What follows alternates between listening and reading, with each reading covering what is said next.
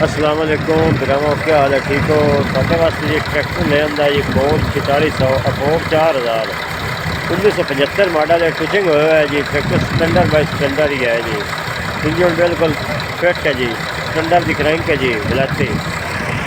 Laser भी पार cell है तो ट्रैक्टर भी पार सेल है जी। इन दोनों चीज़ों की कीमत है जी 17 ते 17 लाख का ट्रैक्टर ही ने जी। 7 लाख का लेज़र ही ने भाई जान नवा सैट लगो है जी। यानी कि थोड़ा ही यूज़ होया है लेज़र। नेक्स्ट लेवल आने का ब्लेड है जी। अल्फा की मशीन है नाल जी। जिस भाई लेना साढ़े नाल रब्ता कर लेना जी। जायज़ की कीमत है जी। हाँ जी,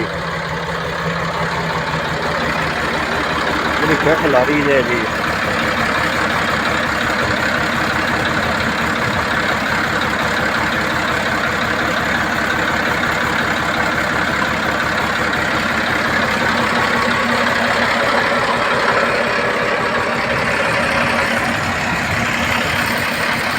जिस भाई लेना साढ़े नाल रब्ता करें जी। हाँ जी।